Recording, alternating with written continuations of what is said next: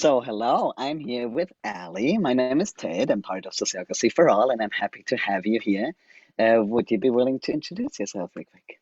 Yes, I would love to. So, Ali Randall, I'm a partner at The Ready, which is a org design and transformation consultancy that may or may not mean anything to you. What that really practically means is we're a group of people who help other people and teams and organizations change the way that they work for the better. Right, and we're talking here. I mean, the occasion that we talk is because the Ready was willing to sponsor our April 27 conference, and we're very grateful and happy with that. And I had the pleasure of doing some training for some of you guys, so there's been all kinds of cross connections that are really exciting. And we were just actually before we hit the record button, honestly, we of course had a little bit of a chat, and we were talking about our purposes, and we realized it would actually make much more sense to turn on the recording and have the conversation in public because that is the interesting part. So, do you want to share more? I mean, you said it in a short way, but do you want to share more about how you see the purpose and how it plays out of what you guys are doing? Yeah. So the official purpose of the Ready as a business, and you might see my eyes, I'm like, I want to make sure I say this right. The Ready's purpose is to change how the world works, and more specifically, to do that in a way that realizes a more adaptive, equitable, meaningful, and human way of working. And so obviously that can feel like quite a massive thing. And so what we're doing actively and have been doing and continue to explore is like, how do you translate that into practical moves to change things that then can scale within, within a particular organization, but also beyond.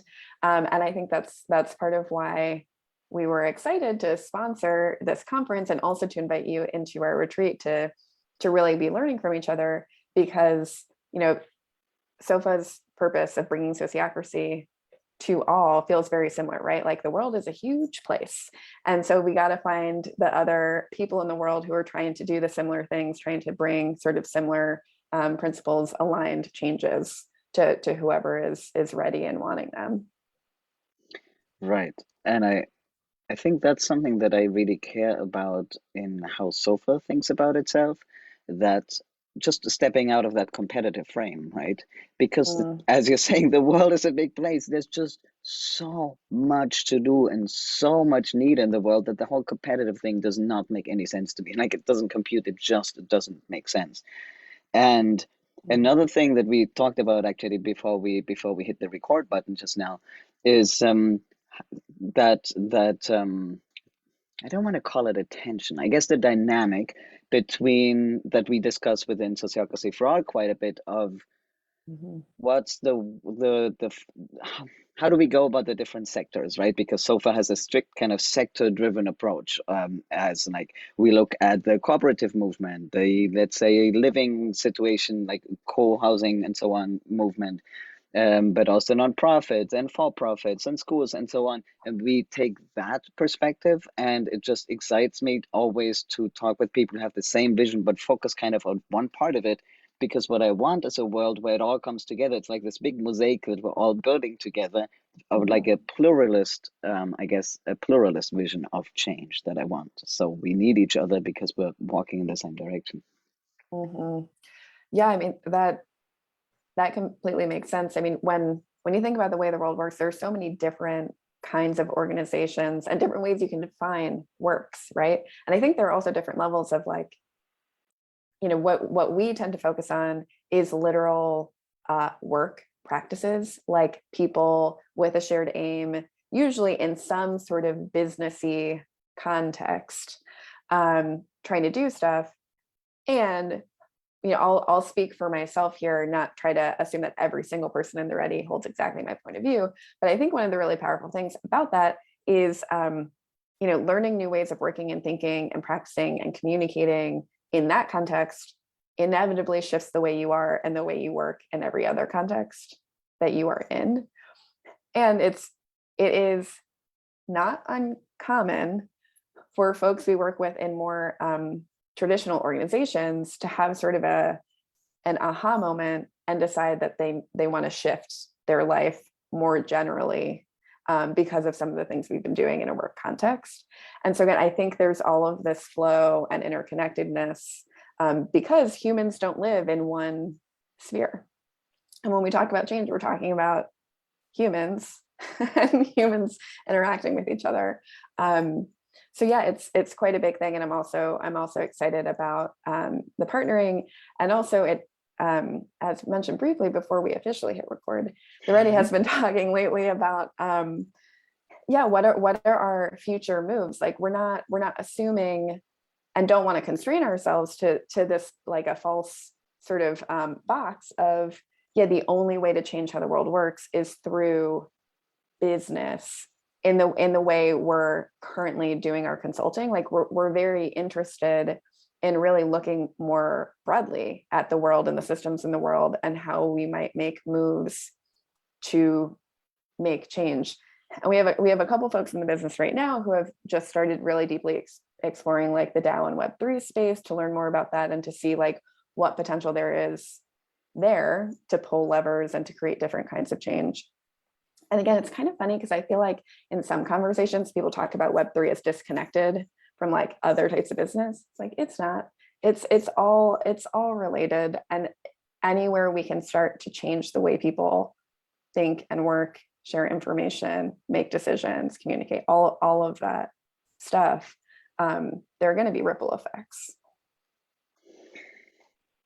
I love what you're saying about how everything is connected and all the other things. And I recently read around in like theories of change, and one of the ones that came up to me again when you were talking is in George Lakey's kind of a nonviolence kind of theory of change. There is one stage of mass noncooperation, I think it's called, or something like that. And what comes up for me around that is I want to live to see the day where people, here like work in a certain way in this area of their life, and then go into another area of life, and they're saying, no, that I'm simply not willing to do things in this way anymore. Like this is not how we do things anymore. And people, like kids, let's say, go through a sociocratic school, go into university. I'm like, wait, what? This is a top-down place. You must be kidding me. Where it's just really starting to go into what we perceive as normal, because we've been brainwashed so much to see things as normal that simply aren't, from my point of view. So if we could change that while I'm alive, that would be fun. I mean, that sounds super exciting, the idea of mass non-cooperation. And I also love, there have been no real moves made by the Ready in this yet. And I do think like your point about education and the opportunity there, I think that is a huge opportunity and would be a massive lever.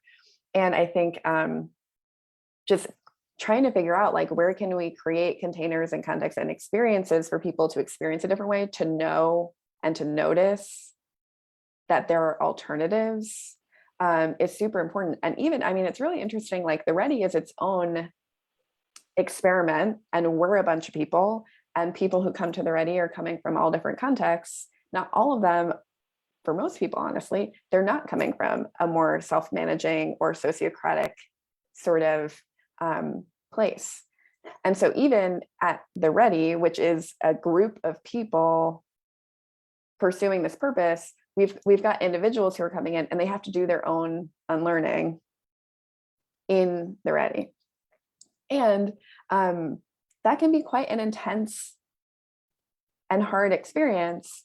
And then also once you've been in the container of the Ready, you're like, whoa, okay, I'm never going back to any other, I mean, maybe to another organization that is self-managing and or is sociocratic. And it's like, I'm never going back to an organization that would stick me in a hierarchy or bureaucracy ever again. Because now I know what it's like to have this different kind of freedom. And also an interesting thing that comes up, interesting, unsurprising thing that comes up is like, with freedom comes responsibility. So it's like, it is a whole new and like deeply new experience for a lot of folks. And And just even getting to like a tactical example of that, how that can show up at the ready, it's like, in a literal sense, we've got all of this governance and we've got specific decision rights. And what I mean by decision rights is like the choices that individual people can make without approval of others, without consent of others. Those things are written down. And just because they're written down, that doesn't mean that someone actually in their body feels comfortable exercising that authority. And that is a thing that we're sort of navigating. That's a thing that we are always navigating with clients as well, because we're like helping them do work to define a new way. But then there's the whole other piece of it that's like living into the new way and all of the stuff that comes up with, like, with changing how we are and changing how we are with each other and changing how we are in the context of work, which is tied to livelihood. There's like all of this stuff that comes up. That is, it's a whole mess to figure out. And it's super exciting and like freeing when you can sort of wade your way through the initial transition. I think there's always new waves of transition. It never goes away. But yeah, when you sort of like make it through the first cloud, or like make it through the looking glass, the first one, I think it's it's transformational. I remember when I was new in the space that I thought, transformational, always this word transformational, sounds like such a big deal, but you described it Yeah. so well. It is a really big deal. And that's also why I think nobody should walk it alone, right? Because as you're Right. saying, you kind of have to, is that even an English saying? I don't know. In German, you kind of have to flip every stone. I don't know. Like you kind of have to flip, like you have to change everything inside and outside. Everything is affected, and it's just a huge shift. So yeah, coming together from time to time and sharing those stories and so on and supporting each other sounds like a good idea. Thank you so. Oh, did you want to add something? Go ahead. I was only going to say I love the point about it's all of the little things, because that can sound overwhelming, but Mm. also what you're highlighting is there are so many levers for change, because even the little things create shifts that you can feel pretty deep down. So I thought that was a fun piece of the metaphor that you just shared.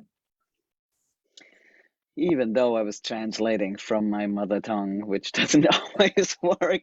Thank you so much for being here with me.